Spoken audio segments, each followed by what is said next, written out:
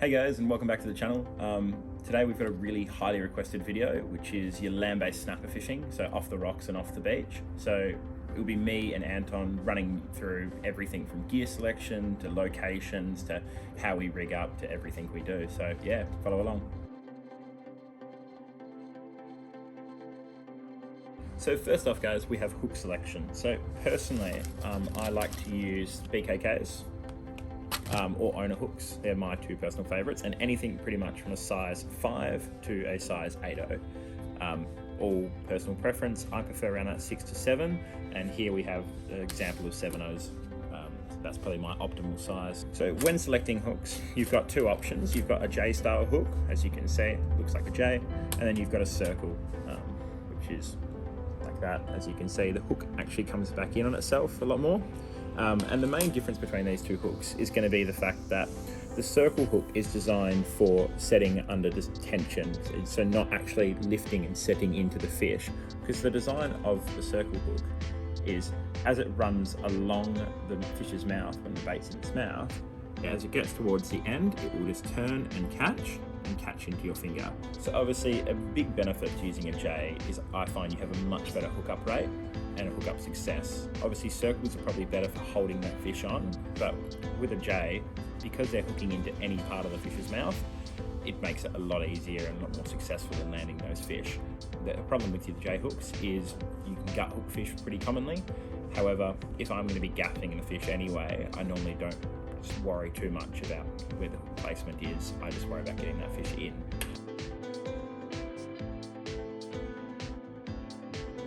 For me personally, location all comes down to condition.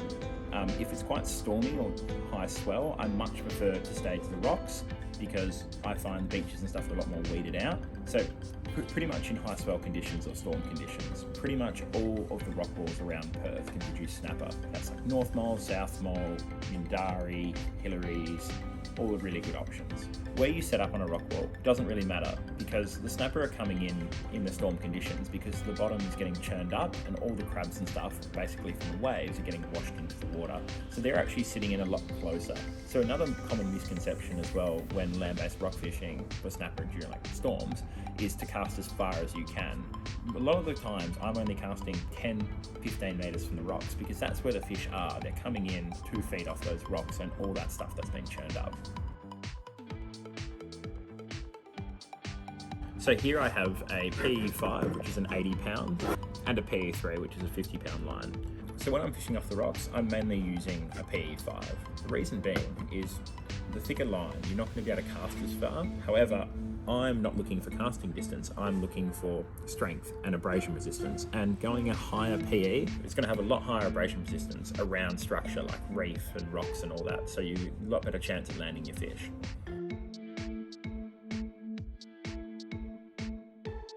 Obviously bait presentation and the way you're hooking up your baits is super important for success in catching snapper. So I'm going to cut to Jayson, who's going to give you a little demo in how we bait up our baits. So here I have my favourite land-based snapper bait, the old herring. Usually I do like to use fresh ones, but this one is quite literally very old. It's been in the freezer for a while, but it's the only one I could get to show you guys how to bait them up. So, got the Snell from our rig before. 2 6.0 BKK hooks in line. Now the first thing you want to do is get your herring. You want to line up those hooks so that the top one is going to sit through the nose like that. So if that top one sits through the nose, this back one's going to sit through the back. So I want to put it just in one side, go in and underneath the spine, just slightly on an angle, not directly backwards. Just helps hold it in the bait quite well. So in that side of the spine, out the other. Push that down so it sits nice and strong out of the bait. Now if we've lined that up perfectly, that front hook should go straight through the bottom of the jaw and up through the nose. And then because you've got a lot of bait here, you could potentially get a second bait. So I do like to cut just behind. That's your bait number 1. So that's the head side. Now if you want to bait up a tail, like to just trim the actual tail off. Let me. So you got your tail section there. Like to line them up so that the top hook goes through the base of the tail there.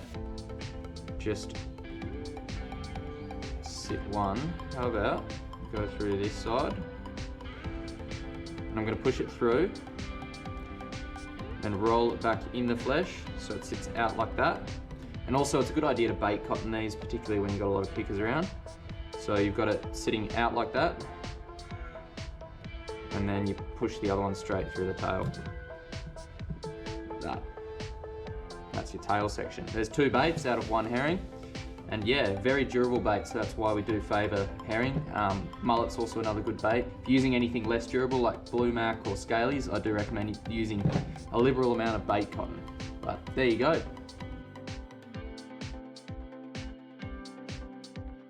So here we have a couple of reels that I would personally recommend to use for like land-based snapper fishing. The reason being is both of these reels have a really good saltwater resistance. So due to the nature of storm fishing, you've got waves, splashing, rain, everything. You need a reel that's going to be able to withstand those conditions and also have the power to be able to land those fish. So here we have the 10,000 size Shimano Saragossa and the 6500 Penn Slammer 4. So looking at the selection of the reels, I much prefer a power gear reel. The reason being is you're going to get a lot more power and torque when you're trying to get that fish in.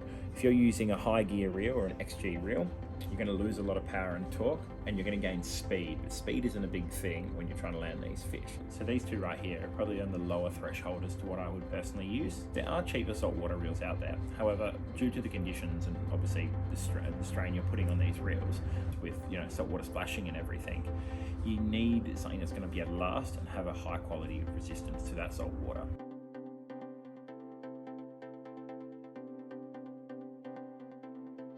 Hey guys, so I'm going to show you the different aspects of the rig that you use for most of your land-based casting, whether that be off the rocks or off the beach. We're going to tie a snell with 2 J hooks there, use a 3-way crane swivel and a sinker. It's a pretty simple rig, but these sinkers, as you would have seen in the droning video, are grapnel sinkers. They're really good for holding in rough conditions. So as Jeremy would have showed you in that video there, you insert these arms in, they click in. Same with this one here, they click in, and when you need to pull them to unset the sinker, bring your line in, the arms flick backwards, release the sinker and take off. So in storms, there's a lot of water movement going on. You really don't want to use anything that's not a grapnel. Star sinkers can be okay if it's calmer conditions, but if you're fishing in the right conditions for snapper, often the only thing that will hold is a grapnel.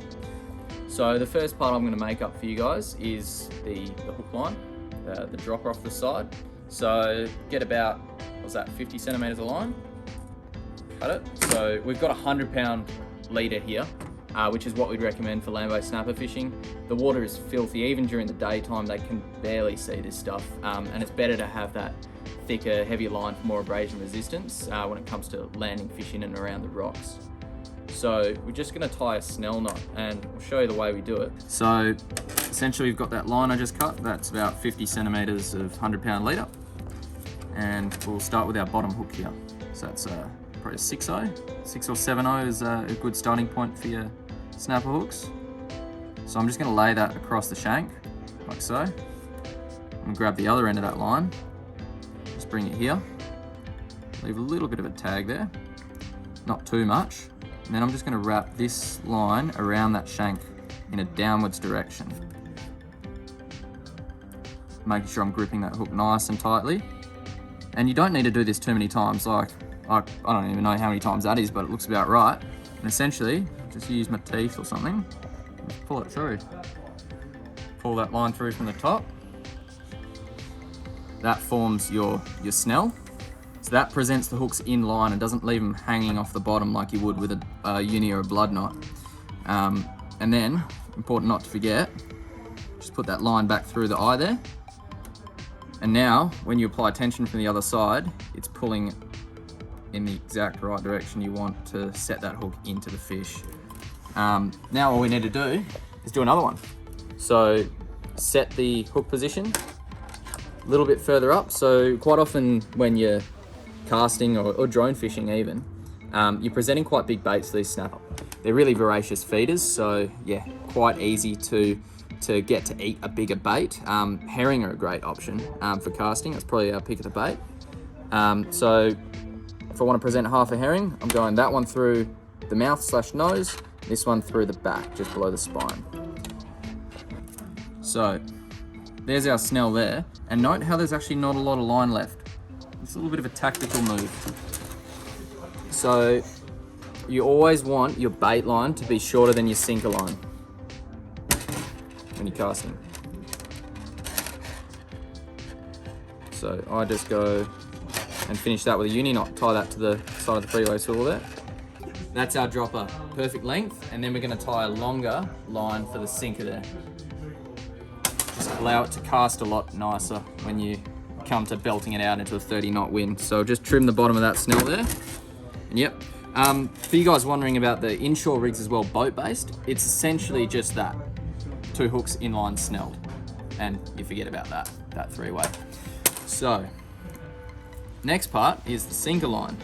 So you probably want to use a much thinner diameter line, what we call a breakaway.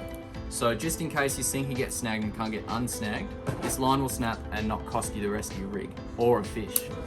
So we've got probably 90 centimeters there. And go to the bottom of that swivel there, uni knot there.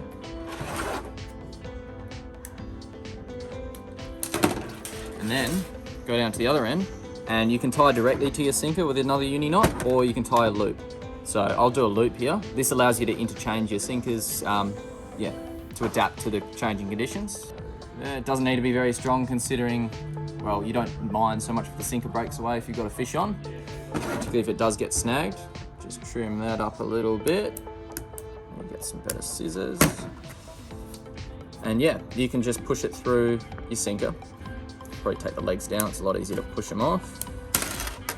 Pull the loop through the eye, over the top of all those legs. Pull that up. Knock that through. And then you've got that on there. Let's say I wanted to change to a bigger sinker.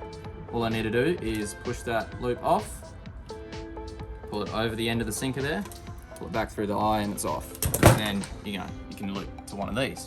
So essentially, there is your rig. 3-way swivel, shortish dropper, sinker line, and you can loop on and off your grapnel sinker.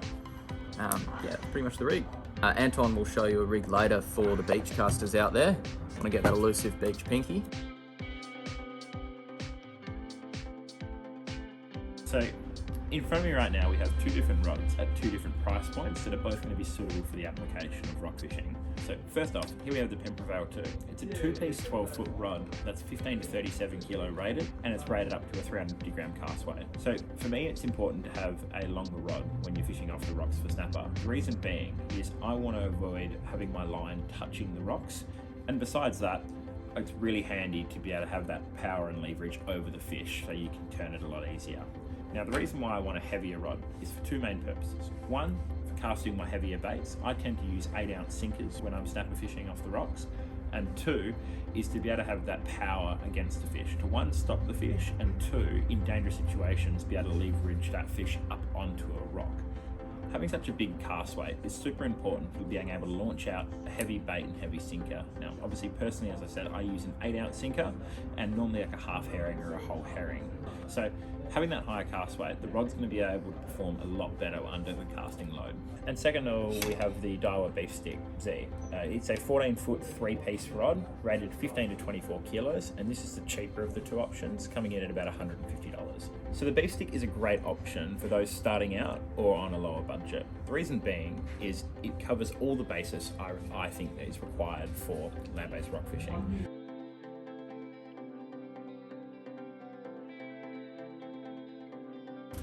A couple of items that I find are really handy to have when you're obviously snapper fishing. 2 things. 1, a good quality glow stick if you're fishing at night, so you can see your rod tip. Second of all, a long gaff is really important. Now, It's extremely dangerous, and you've got to be really careful when you're trying to land a fish by climbing down the rocks and grabbing the fish. So I find it a lot safer of a method is to stand up high and keep out of the wave zone and use a long gaff. So that way I can gaff the fish either out of the water or just off that first rock.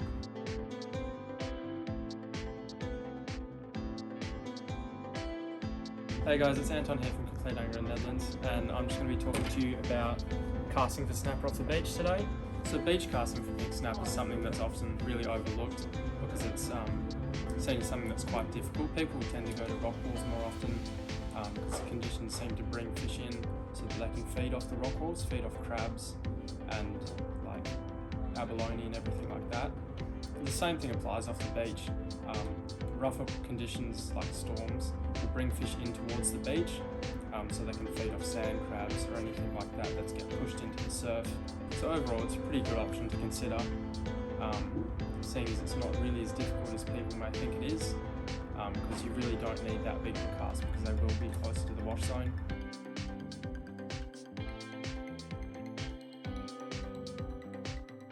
So in terms of rods, the only really two things to consider would really be the cast weight of the rod and then the length of it, because length will be really important off the beach to get the elevation out of the surf break.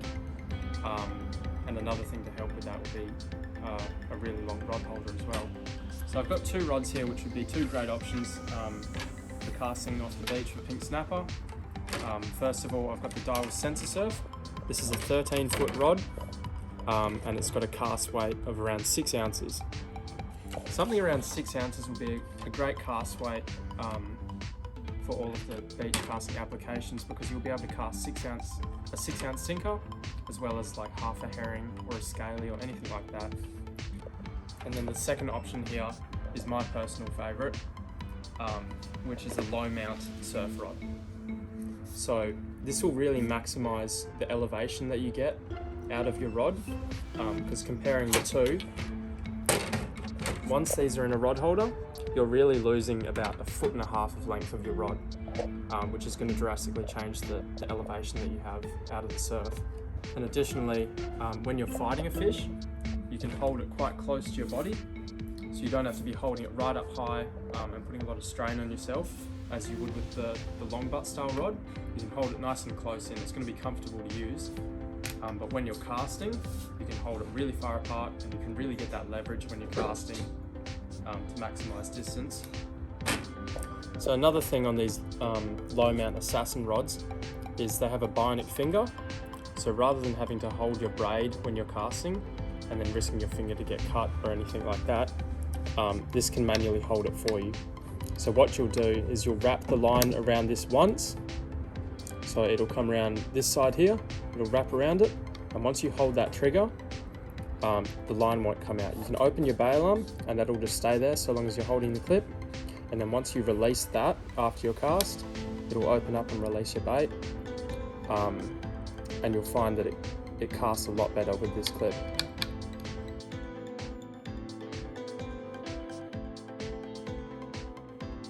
So Google Earth's a great way to find areas to fish that might produce. So the things you're really looking for is areas that's sandy but they have reef nearby. So if you're casting about 70 metres or 60 metres, you'd be looking for reef that's running parallel to the shore break and casting along that edge, because the fish will cruise up along that reef and any food that they find they'll just pick up along the way. So with the conditions, you'll find that the swell and wind kind of work together to make the conditions that you want. So I find swell and wind contributes a lot more towards the fish feeding than tidal movements. You'll be looking for, depending on the spot, you'll kind of want swell between 2 or even 4 metres in some spots. So it's really about just fishing that spot and finding what conditions works.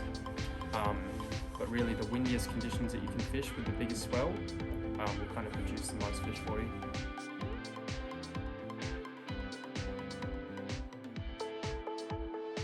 So when it comes to line choices, I usually try and go as thin as possible to really maximise casting distance and also the effect that your wind has in the line, because you won't get such a bow in your line and you can keep it really direct to where your sinker is.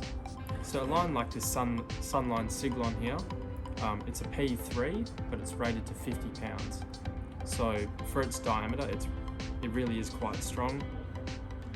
And you can even go down to a line like a P2 as well, just to maximise the distance you're getting out of it. And being an 8-strand braid, you'll generally find that the 8-strand braids do cast further, being a lot smoother and softer. But the 4 strands do have their own benefits as well off the beach, as they do cut through weed. So when you have a lot of weed in the surf break, the 4-strand cuts through the weed a lot better because it's a little bit more abrasion resistant, and it is a lot coarser.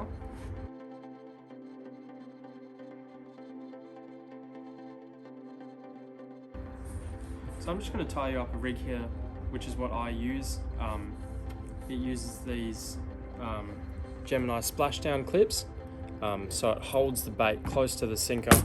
So if you just clip that on there, the bait will end up being hooked onto the sinker line and it will be held off the hook.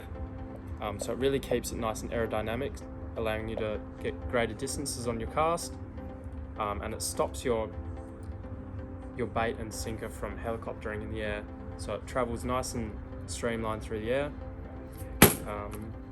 And then once it hits the water will push up on this clip and it'll disconnect. So to start off with, I generally tie my snells first. So I'm usually using half a herring, so I'll kind of tie it accordingly. So I'll just tie my snell.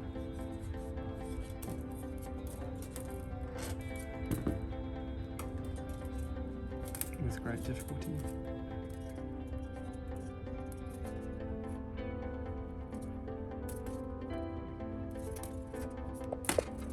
And normally with the second hook, I like to have it facing the opposite way to the hook at the bottom. So I'll kind of line it up there. And then I kind of want to have it about 12 centimeters apart, just so it fits either side of the herring quite well.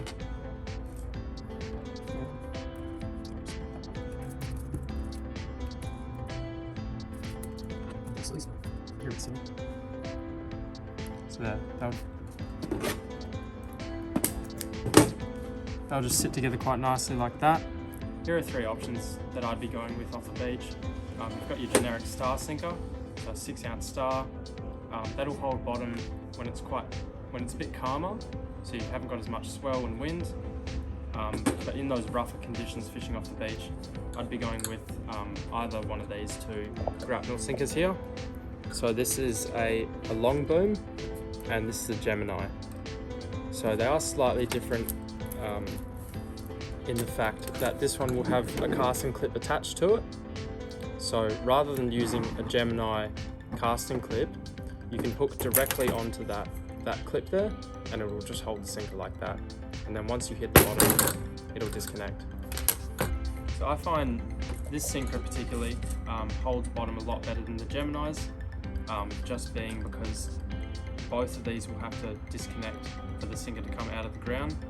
And additionally, this longer arm here will act as a 3rd leg, kind of like an anchor. So you'll have 3 legs buried instead of 1, which will help you hold ground essentially. Whereas this one, it's not as long and these arms will disconnect separately. So these will come away just like that, and then will just sit on the bottom as such. With the rig, it's really important that your hook line has to be shorter than your sinker line when you're using a casting clip. So with the Geminis,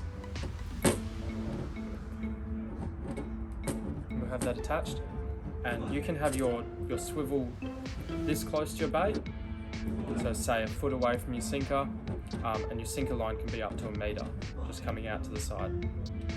Or you can have them how I do it myself, which is both of them will be pretty much the same length, except the fact that the weight of the sinker will still be held off the hooks. Because when you have your sinker line tight, the bait itself's just hanging off the clip.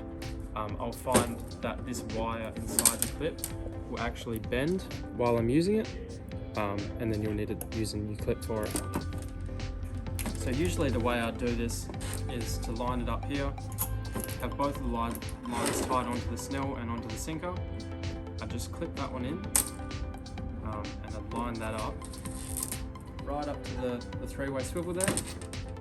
So usually what I'll do is I'll line it up in line and then I'll just pull a little bit out on the sinker side just to make sure that the sinker line's longer than the hook line. So I'll pull a little bit out as such and then I'll just tie my knot. So then once that's tied, and then I hang that one up, you'll find that the sinker line's a little bit slack and then the hook line will still be tight, so it'll hold the weight of the sinker off the hooks. Same thing will apply to the other style of sinker with the clip on already attached onto it. So with the lines I'm using, I'll generally go for a weaker line on the sinker line, so something around 30-40 pounds I find is quite good, just because if you do get the sinker stuck, it will be able to break away, but it won't break away when you're casting the heavier sinkers. So typically for this, the hook line, I'd go for something around 80 to 100 pound, because it's a little bit stronger than the breakaway line, and it'll be closer to what you're using as a main line and a leader line, just to maximise strength. Thanks for watching, guys, and I hope you learned something today, and good luck, and hope you can get yourself in some land-based pinkies.